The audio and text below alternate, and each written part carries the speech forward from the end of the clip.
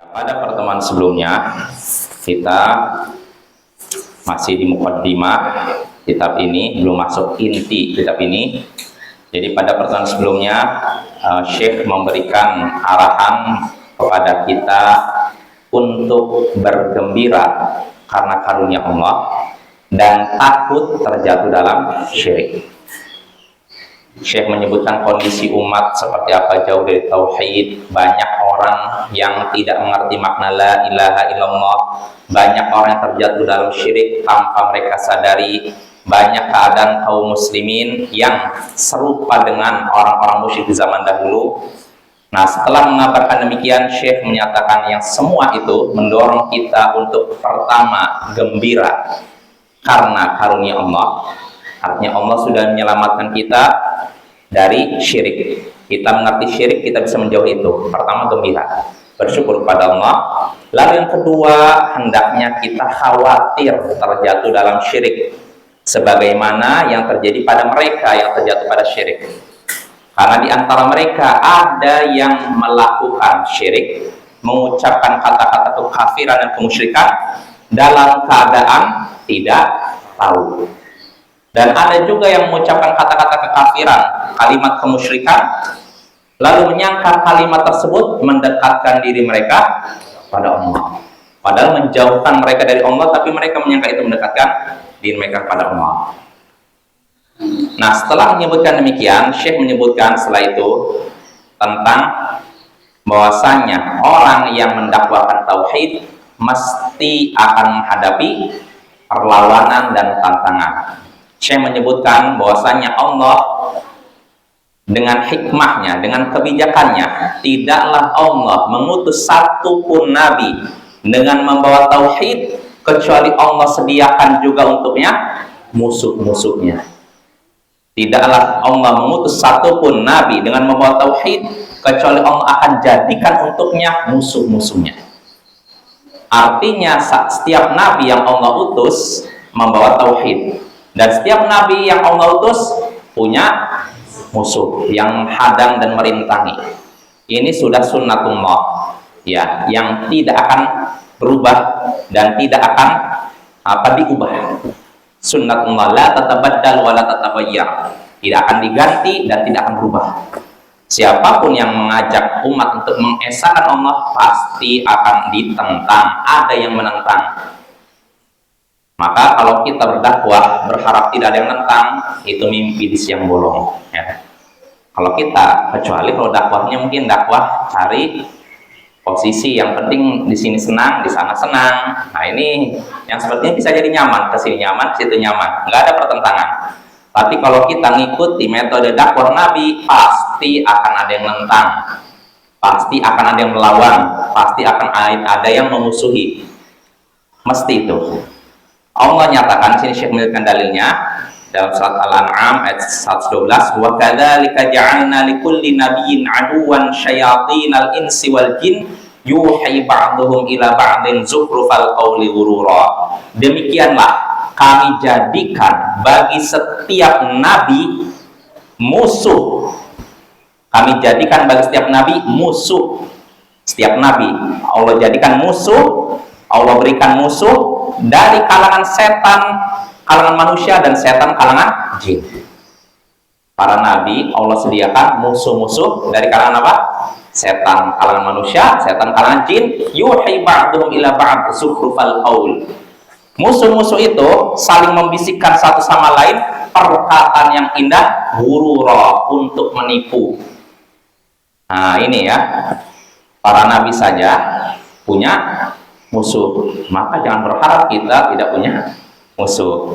Kalau kita ngikut Nabi, maka mesti akan ada musuh. Ya, ini sudah sunnatullah, nggak akan berubah, Bapak ya. Mau dakwah sehalus apapun, tetap saja akan ada yang nentang. Ya, karena mungkin karena hati sudah berkarat dengan kebatilan. Jadi ketika mendengar kebenaran, seakan-akan seperti menusuk hatinya. Nah ini Bapak ya, jadi jangan berharap kita berdakwah tanpa ada tantangan. Pasti ada tantangan.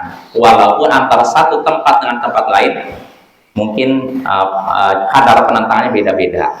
Ada yang satu tempat benar-benar nggak bisa dakwah kecuali di rumah. bahkan di rumah pun susah. Tapi daerah lain bisa di masjid, bisa dimanapun. Yang jelas, kalau kita mengikuti dakwahnya Nabi, pasti akan ada yang menentang. Lalu kata Syekh di sini juga, saya memberikan peringatan. Wa qad yakunu li a'da'i tauhid ulumun katsiratun wa kutubun wa hujaj. Dan kadang musuh-musuh tauhid memiliki banyak ilmu, memiliki banyak buku, dan memiliki banyak argumen. Jadi orang-orang yang membela syirik, jangan dikira mereka cuma omong kosong, ngelantur. Mereka juga punya ilmu banyak, kata Syekh, dan punya buku, karya tulis, dan punya hujaj, punya argumentasi. Sebagaimana Syekh menyebutkan ini, kama qala Allah Ta'ala, sebagaimana Allah telah mengabarkan, falamma ja'athum rusuluhum bil bayyinat farihu bima 'indahum minal ilm. Surat Al-Ghafir ayat 83. Tatkala rasul-rasul mendatangi mereka dengan al-bayyinat, bayinat artinya keterangan, mukjizat. Tatkala rasul datang kepada mereka, mereka ini siapa? Orang musyrik, orang kafir, musuh para rasul. Tatkala para rasul datang kepada mereka membawa keterangan yang nyata, mereka pun bergembira dengan ilmu yang mereka punya. Jadi di sini menunjukkan orang-orang musyrik, musuh Rasul pun punya ilmu. Ya, jadi jangan kita pikirkan sekali lagi orang-orang musyrik itu orang-orang yang benar-benar awam luar biasa. Enggak, di antara mereka orang berilmu. Ya, jadi supaya kita tahu bahwasanya mereka itu bukan orang yang istilahnya benar-benar di bawah standar istilahnya. Mereka juga sebagian punya ilmu, walaupun ilmu mereka tidak bermanfaat bagi mereka. Ya, jadi bukan banyak ya. Sebagian orang sudah belajar di negara tauhid, belajar tauhid. Bahkan ada yang nilai tauhidnya 100. Ada seorang ustadz di pernah lulusan Madinah cerita, ada orang Indonesia belajar di Madinah, jurusan akidah, nilai tauhidnya 100. Pulang dari Madinah tetap jadi sufi. Nggak bermanfaat ilmunya, ya kan? Itulah kayak nggak jadi patokan Bapak ya. Jadi jangan ini juga menunjukkan sekali lagi orang-orang yang membela syirik, mereka juga punya ilmu. Jadi ya, jadi supaya kita waspada, tetap siaga gitu, jangan mandang remeh begitu aja. Jadi kata Syekh di sini, Syekh menyebutkan dari tadi, tatkala para rasul datang kepada mereka membawa keterangan yang nyata, mereka pun bergembira dengan ilmu yang mereka punya. Jadi musuh para rasul punya ilmu, punya pengetahuan. Jadi ketika rasul datang membawa mukjizat, mereka pun membantah dengan pengetahuan yang mereka punya ya. Nah, kalau kita tahu demikian, kata Syekh sini, idza arafta dzalik wa arafta anna tariqa ila Allah ta'ala la budda law min a'da'in qa'idin 'alaih ahli fasahatin wa 'ilmin wa hujaj, fal wajibu 'alaika an tata'allama min dinillahi ma yasiru laka silahan tuqatilu bihi haula'i syayatin alladzina qala imamum wa mutaqaddimuhum li rabbik azza wa jalla. Jika engkau mengetahui demikian, jika engkau menyadari demikian, menyadari bahwasanya musuh-musuh tauhid punya ilmu, punya karya tulis, punya argumen, kalau engkau mengetahui demikian dan engkau mengetahui bahwasanya jalan menuju Allah mesti di situ ada musuh yang menghadang, dari kalangan orang-orang yang punya kefasihan, punya pengetahuan, punya argumentasi. Jadi kata Syekh, jalan menuju Allah itu mesti di situ ada musuh yang menghadang. Kita mau berjalan menuju Allah, pasti di depan ada musuh yang menghadang. Siapa saja musuh yang menghadang ini? Ahli fasahah, orang yang punya kefasihan, pintar ngomong. Kalau ngomong menyihir, seperti motivator. Motivator kan ngomong gimana? Kata-katanya menyentuh, ya kan? Bikin otak juga. Kadang ada orang seperti itu. Dia bisa memotivasi orang, tapi tidak bisa memotivasi dirinya. Jadi ada orang seperti itu. Orang yang punya kefasihan, punya pengetahuan, punya wawasan, dan punya hujah, punya argumentasi. Maksudnya pintar berdebat, pintar bersilat lidah, ya. Nah, kalau engkau tahu bahwasanya jalan menuju Allah mesti ada musuh yang menghadang di situ dari kalangan orang yang punya kefasihan, pengetahuan dan argumentasi, Kalau engkau mengetahui demikian, maka wajib atasmu mempelajari dari agama Allah apa yang bisa menjadi senjata bagimu. Kalau memang kita tahu orang-orang yang membela syirik itu punya ilmu, punya karya tulis, punya argumentasi, maka kita wajib apa? Mempelajari agama Allah yang dengannya bisa dijadikan senjata untuk memerangi setan-setan itu. Syekh menyebutkan setan-setan itu. Jadi setan dari kalangan apa? Manusia. Ya jin juga bisa. Tapi yang kita hadapi bukan setan di kalangan jin ya. Hah? Ada juga.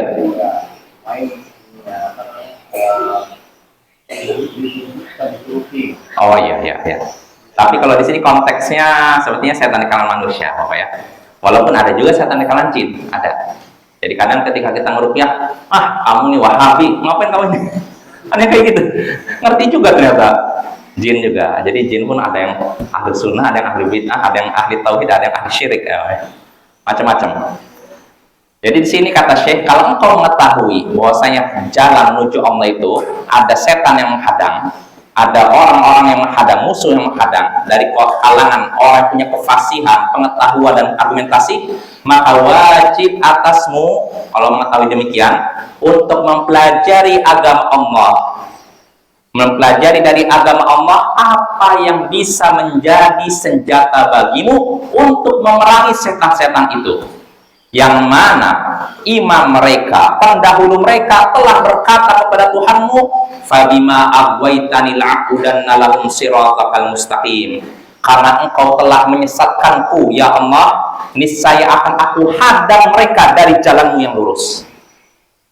Ini imam mereka, pendahulu mereka berkata kepada Allah. Siapa sih imam sini?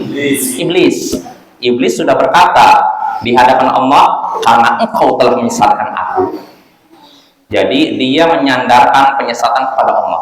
Artinya seakan-akan saya sesat gara-gara engkau ya Allah. Ya padahal ulah dia ya, tapi dia nyandarkan kepada Allah. Karena engkau telah menyesatkan aku, maka akan aku hadang mereka dari jalanmu yang lurus. Aku hadang mereka. Mereka ini siapa? Keturunan Adam ya. Karena iblis punya dendam kepada Adam dan keturunannya. Karena engkau telah menyesatkanku, maka akan aku hadang mereka dari jalanmu yang lurus. Tsumma la'atiyannahum min baini aydihim, lalu aku akan datangi mereka dari arah depan mereka, wa min khalfihim, dan dari arah belakang mereka, wa an aymanihim, dan dari arah kanan mereka, wa an syama'ilihim, dan dari arah kiri mereka, wala tajidu aktsarahum syakirin, dan engkau tidak akan dapati kebanyakan mereka orang-orang yang bersyukur. Nah, di sini ucapan iblis kepada Allah setelah dia diusir dari surga gara-gara tidak mau apa? Sujud. Nah, jadi dia ini durhaka atau taat kepada Allah? Durhaka. Cuman herannya ada orang Indonesia menyatakan justru iblis itu taat. Karena dia tahu sujud itu hanya kepada Allah, nggak mau sujud kepada Adam. Jadi ada orang macam-macam Bapak ya. Ini orang liberal yang ngomong nih. Jadi bilang iblis tuh justru dia taat kepada Allah. Kenapa? Dia nggak mau sujud kepada Adam, karena sujud kepada Allah. Ini orang entah sengaja atau jahil kuadrat ya sampai ngomong gitu. Padahal sujudnya Nabi iblis kepada Adam itu bukan sujud ibadah, itu sujud penghormatan. Dan ini pun diperbolehkan dulu. Adapun dalam syariat Nabi kita itu tidak diperbolehkan. Jelas Bapak ya? Dan ada juga ulama yang menafsirkan tadi wa idh qulna lil malaikati isjudu li Adam fasajadu illa iblis. Fasajadu lahu illa iblis, fasajadu illa iblis.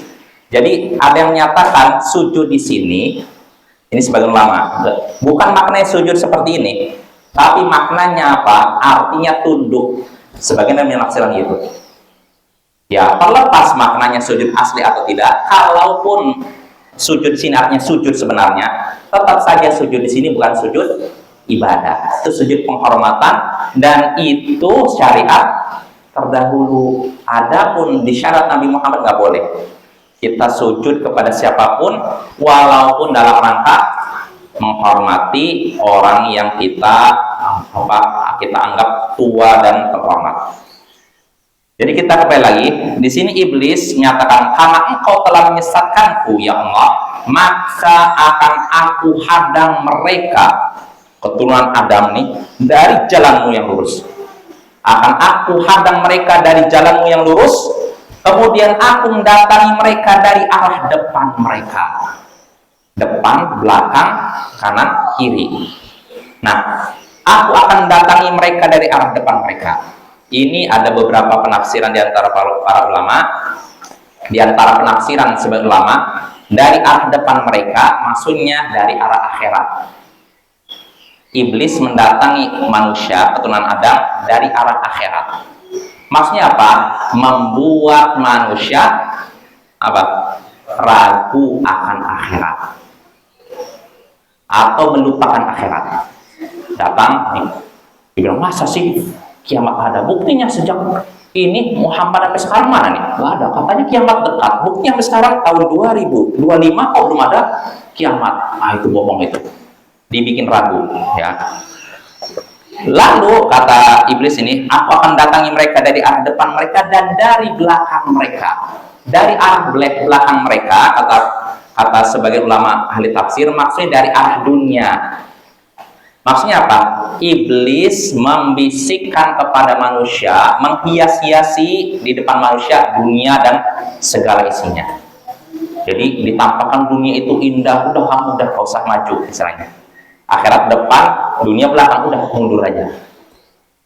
Jadi digambarkan, dihias-hiasi oleh iblis bahwasanya dunia itu indah, dunia itu adalah segala-galanya. Nah, ini dari arah belakang. Kalau depan tadi apa? Akhirat. Kalau belakang, dunia. Dari arah kanan, yaitu dari arah kebenaran. Maksudnya apa? Iblis memberikan syubhat supaya kesamaran itu jadi kebenaran itu jadi samar. Syubhat. Sehingga akhirnya yang tadinya kebenaran terang benderang tiba-tiba jadi kayak samar, kayak ada kabut. Nah, ini kerjaan iblis. Wa an syama'ilihim. Dan ada juga para ulama menyatakan dari arah kanan kebenaran. Maksudnya apa? Dari arah ketaatan. Maksudnya gini, ketaatan contohnya ibadah. Nah, iblis datang dari arah kanan, maksudnya bikin kita malas ibadah, nunda-nunda. Mau bersedekah, nanti aja lah kalau udah tua. Mau taubat, nanti aja kalau udah tua lah. Masa muda tuh senangkan habis-habiskan lah untuk senang, yang senang-senang. Puas-puasi masa muda, nanti kalau tua tinggal taubat.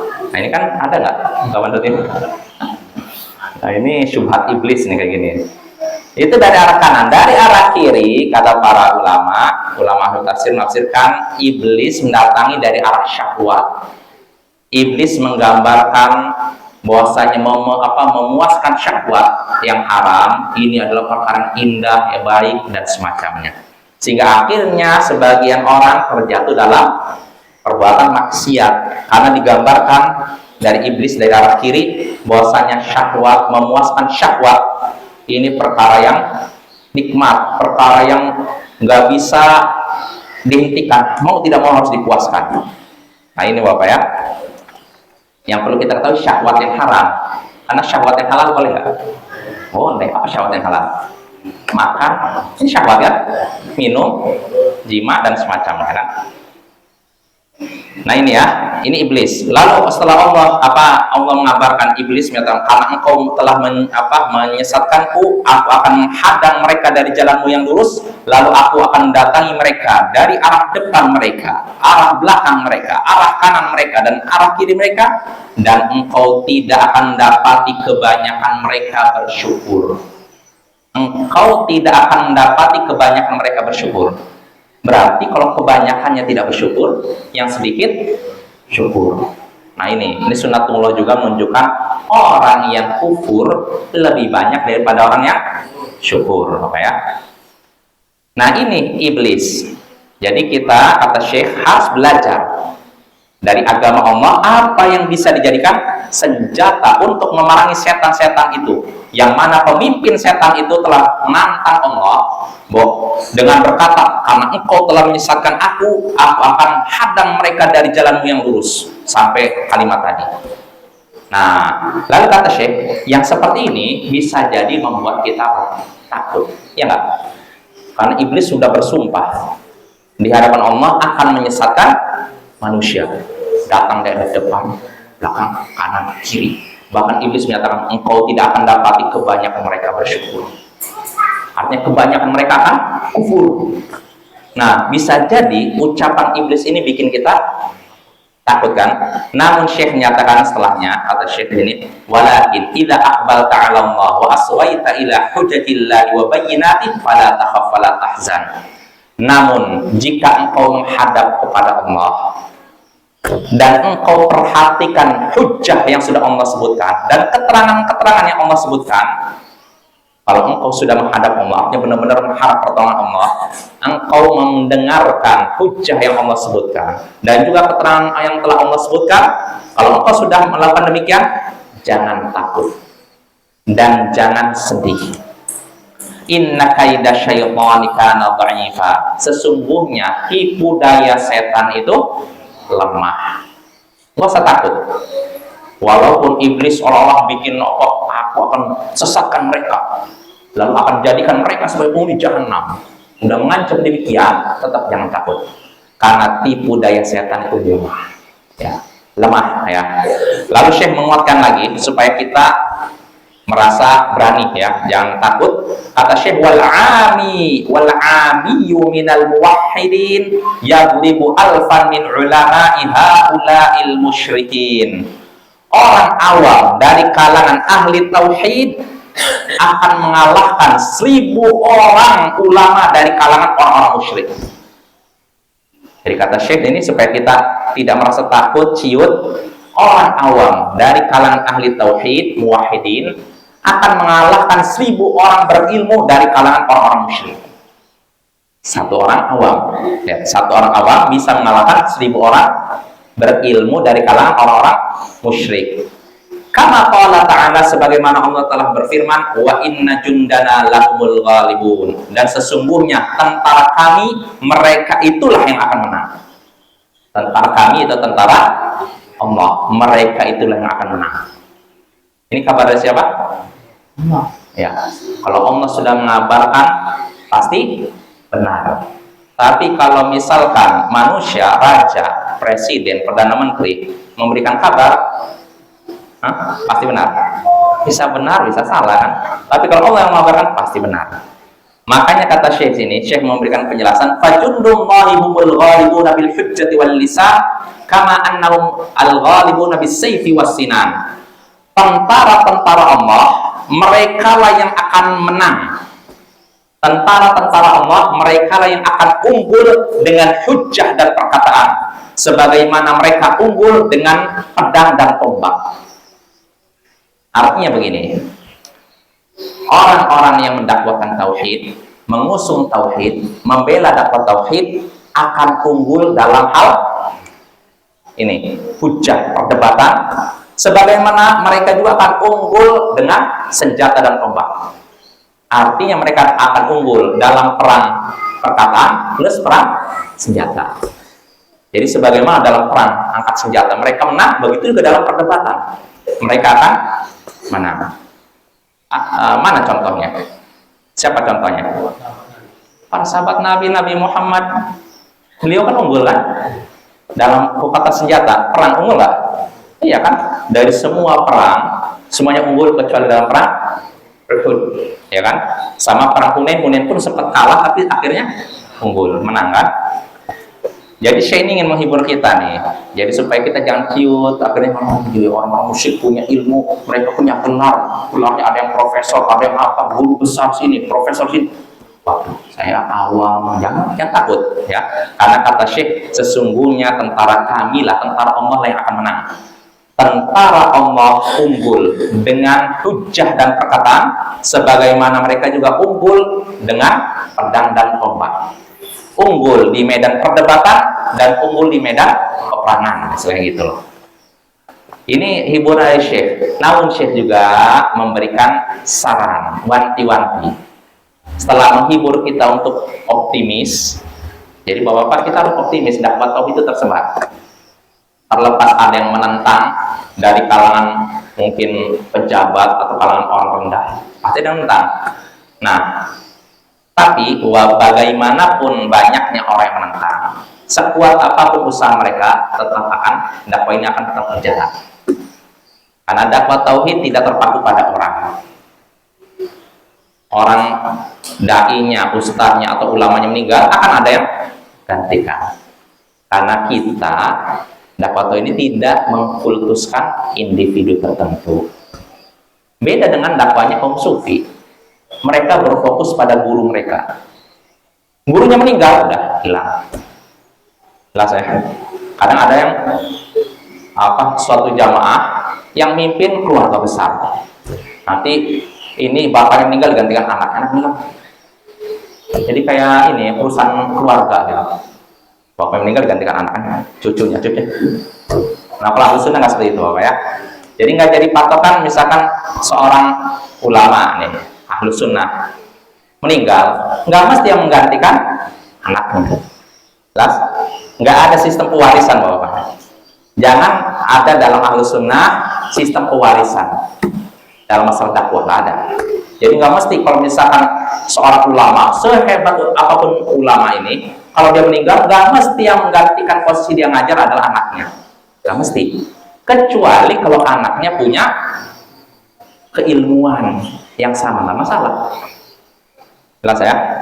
Tapi kalau ilmunya di bawah, yang lain masih ada yang lebih unggul, maka dialah yang jadi pengganti seorang guru itu. Jelas ya? Ya contohnya kita nyaksikan sendiri dalam faktanya di dunia dakwah. Para ulama besar di kalangan ahlu sunnah di abad 20, Syekh Muhammad Nasiruddin Al-Albani, Syekh Abdul Aziz bin Abdul bin Bas, Syekh Muhammad bin Shalih Al-Utsaimin, Syekh Muqbil bin Hadi Al-Wadi'i, yang satu di Syam, di Yordania, dua di Arab Saudi, satu di Yaman. Ini ulama-ulama besar. Tapi lihat anak-anak mereka, ada kan yang menggantikan mereka? Kan ada satu pun. Syekh Al-Albani punya anak, tapi anaknya kualitas keilmuannya nggak sama dengan bapaknya. Nggak digantikan. Lalu Syekh bin Baz ulama besar, mufti Arab Saudi yang sebelum sekarang nih. Keilmuan beliau diakui oleh ulama di dunia. Tapi setelah beliau meninggal, nggak ada anaknya menggantikan posisi beliau. Bahkan dari semua anaknya, jumlahnya 5 atau berapa itu, yang belajar agama, maksudnya ngambil spesialisasi dalam masalah agama cuma 1 orang. Yang lainnya ada yang jadi pilot, kalau salah ada yang jadi tentara. Lihat, nggak ada penerusnya kecuali satu pun kurang menonjol. Namanya Ahmad, kalau salah Ahmad bin Abdul Aziz bin Baz. Lihat tuh, ahlu sunnah. Jadi artinya dakwah itu nggak bergantung dengan orang tertentu, nggak ada sistem pewarisan dalam dakwah ini, nggak ada, Bapak ya. Beda dengan jamaah-jamaah lain, ketika pemimpinnya meninggal, anaknya akan jadi pemimpin, nggak setuju yang lain, pecah gitu. Ya nggak? Ya. Pernah dengar kan? Ya, kalau sunnah nggak ada seperti itu, nggak ada sistem pewarisan, Bapak ya. Yang dilihat ilmu. Kalau memang ilmunya mumpuni, walaupun bukan anaknya ulama, bisa jadi ulama, bisa jadi pengajar. Ya, walaupun ada juga ulama-ulama punya anaknya juga jadi ulama, ada juga. Ya. Kalau Syekh Al-Albani nggak ada, Syekh Abdul Aziz nggak ada, Syekh Muhammad bin Shalih Al-Utsaimin nggak ada, Syekh Muqbil, ini mungkin Syekh Muqbil mungkin. Beliau punya anak perempuan, Ummu Abdillah namanya, Al-Wadi'i. Beliau alim, tapi sayangnya perempuan. Kalau Syekh Muqbil laki-laki, maka beliau terbatas ngajar perempuan sama mungkin karya tulis. Jadi nggak bisa tablik akbar di sini, udah wasif. Nggak kayak zaman sekarang kan? Yeah. Ustazah ini pergi ke sini, tinggalkan sampai keluar kota, tinggalkan suaminya. Suaminya ngapain aja? Nah, ya, seperti ini ada, Bapak ya.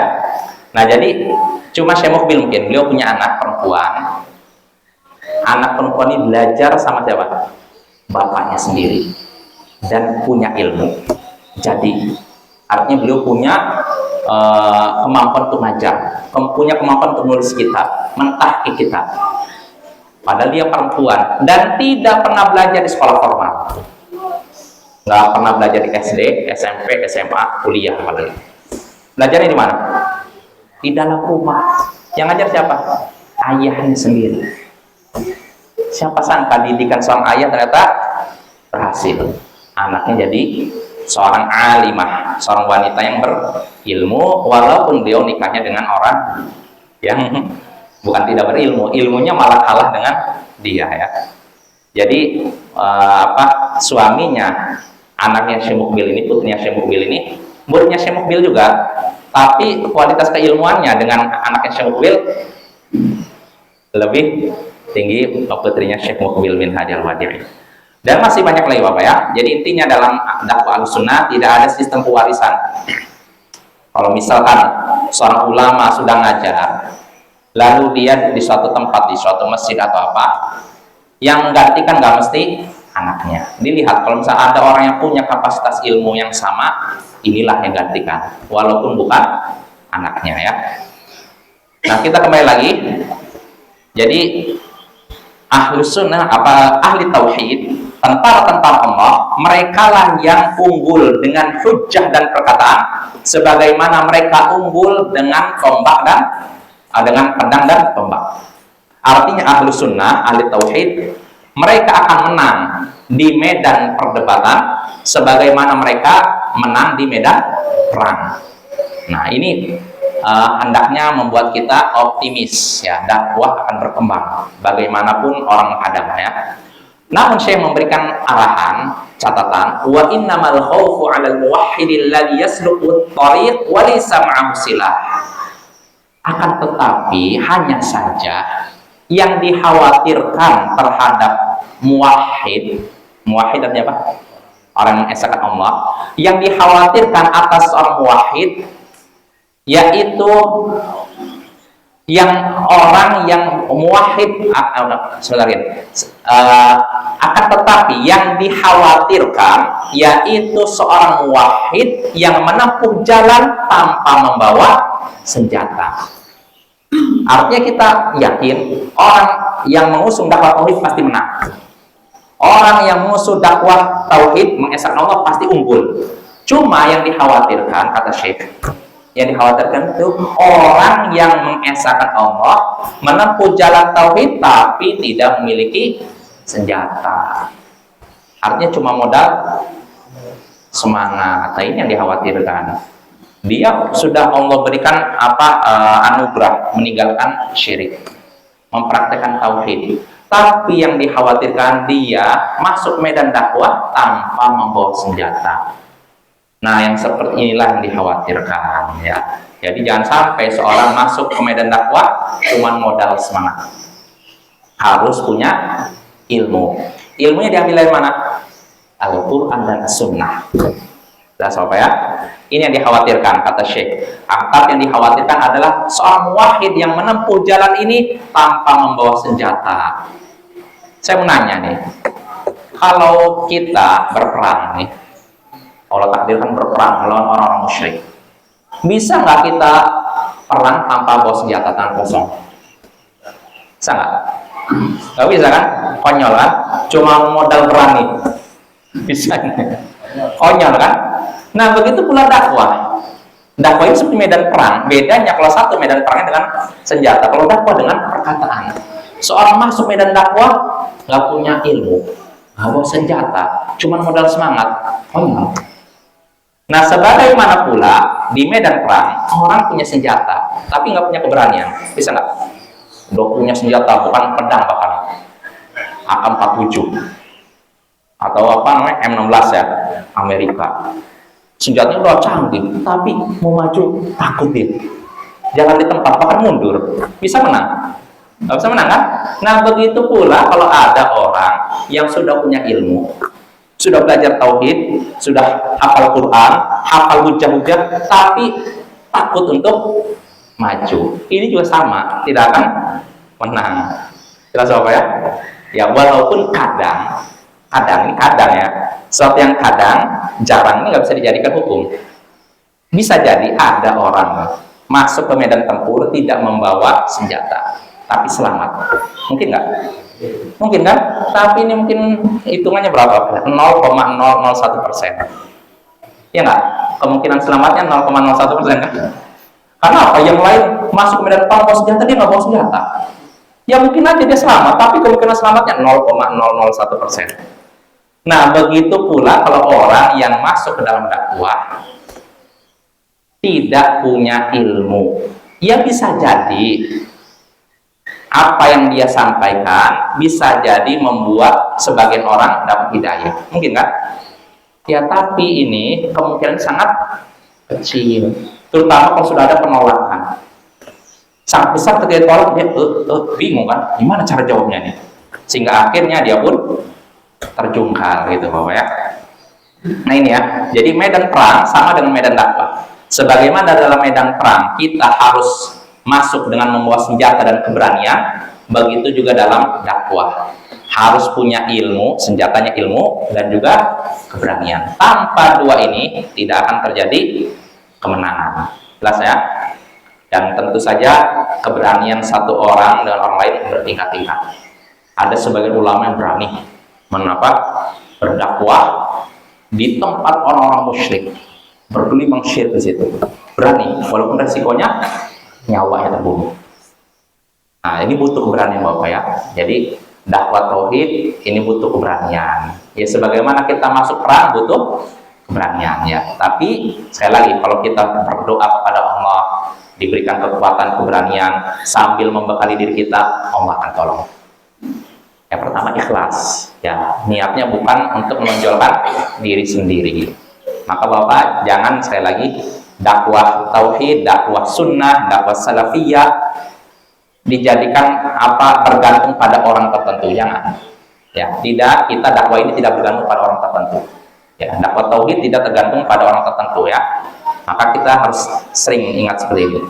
Jadi kembali lagi, dakwah itu perlu keberanian dan perlu senjata. Tanpa keberanian dan senjata kita tidak bisa unggul.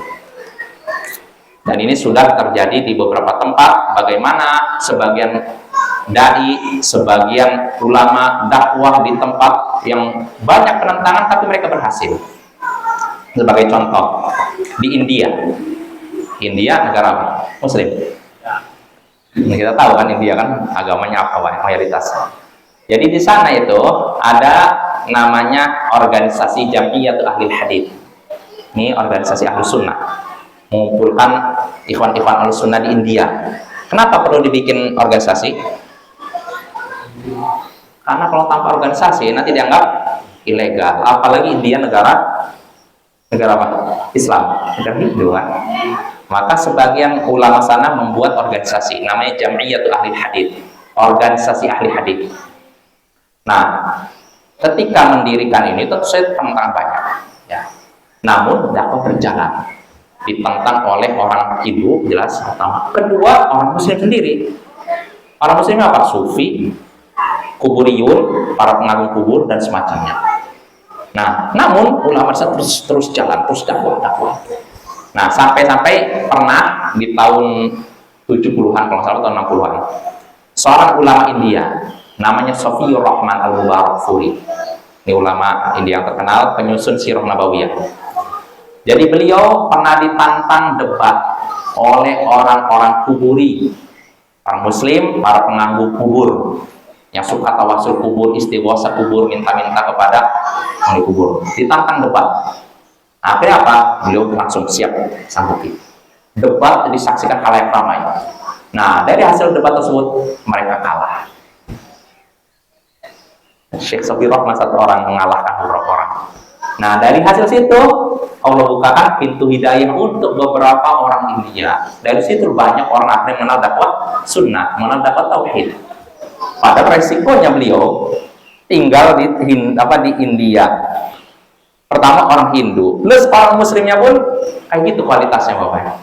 Kualitasnya apa? Yaitu para pengagum kubur, pokoknya orang bergelimang syirik lah. Namun siapa sangka dengan keberanian beliau berani dakwah di situ, sehingga akhirnya apa? Dari hasil debat tersebut kalahlah para kuburi itu, akhirnya banyak di antara mereka taubat, mengenal dakwah tauhid dan dakwah sunnah. Itu Bapak ya. Dan masih banyak lagi, contohnya sebagian ada seorang ikhwan kita di Filipina. Ini yang terkenal juga nih. Jadi orang ini dulunya Nasrani, terus masuk Islam. Setelah masuk Islam, dia kuliah di Madinah. Mengenal dakwah, udah selesai kuliah di Madinah S1, beliau pulang ke Filipina. Beliau pun dakwah dan dakwah. Dari hasil dakwah beliau, ribuan orang Filipina masuk Islam.